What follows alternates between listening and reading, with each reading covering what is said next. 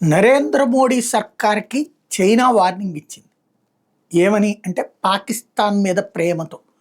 మన దేశంలో ఇప్పటికీ చైనాని సమర్థించే వెర్రి పుష్పాలకి ఇది అంకితం. ఎందుకు అంటే వీళ్ళు ఇప్పటికి కూడా చైనా గొప్పది, మన దేశానికి వ్యతిరేకంగా అది భారతదేశానికి ప్రథమ శత్రువు చైనా. ఇది గుర్తుపెట్టుకోవాలి. ప్రథమ శత్రువు వాళ్ళు. కానీ వాళ్ళేదో మన దేశానికి ప్రయోజనాలు చేకూరుస్తారంటూ ఈ దేశంలో చైనా భావజాలాన్ని వ్యాప్తి చేసే సన్నాసుల కారణంగానే చైనా అనే ఒక రాక్షస దేశాన్ని గొప్పగా చిత్రీకరించే ప్రయత్నం మన మధ్య జరుగుతుంది.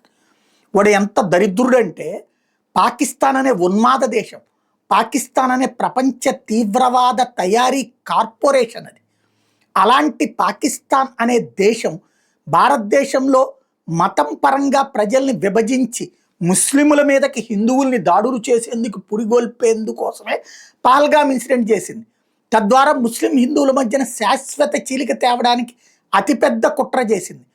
అలాంటి సందర్భంలో పాకిస్తాన్ మీద ఆంక్షలు పెడుతూ అందులో భాగంగా సింధు జలాల ఒప్పందాన్ని రద్దు చేస్తూ జీలం చేనాబ్ నదులకు సంబంధించినటువంటి వాటర్ని అక్కడికి రిలీజ్ని ఆపేస్తాం అన్నటువంటిది చెప్తే దానికి అదే పాకిస్తాన్కి వత్తాసుగా ఈ చైనా ఇప్పుడు మాట్లాడుతోంది.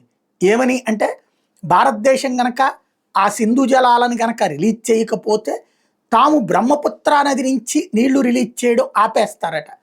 తద్వారా భారతదేశంలోని ఈశాన్య రాష్ట్రాలకి కడుపు మాడుస్తారట. ఇక్కడికి నీళ్లు రాకుండా చేస్తారట. చక్కగా దాచుకోమని చెప్పండి. బ్రహ్మపుత్ర నది మనకి ఈ రాజధాని ప్రాంతంలో ఉన్నటువంటి అమరావతి ప్రాంతంలో ఉన్నటువంటి ఆ పాలవాగు, తర్వాత 2 వాగులు ఉన్నాయి కదా, ఆ 2 వాగులు ఎట్లాంటియో ఇవి కూడా అట్లాంటిది. ఆ నీళ్ళని ఎవ్వడూ ఆపలేడు. శుభ్రంగా ఆపుకోగలిగితే కనుక చైనా తీసుకెళ్ళి వరదల్లో మునిగిపోతుంది.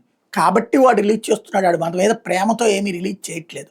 బట్ మనం మాత్రం సింధు జలాల్ని ప్రేమతో రిలీజ్ చేసాం, బాధ్యతతో రిలీజ్ చేసాం, బాధ్యతతో వాడుకోవడానికి చేసాం. కానీ వీడు చైనా వాడు వచ్చి భారత్ని బ్లాక్మెయిల్ చేస్తున్నాడు. బ్రహ్మపుత్ర నది జలాలని ఆపేస్తాం అన్నటువంటి పాయింట్.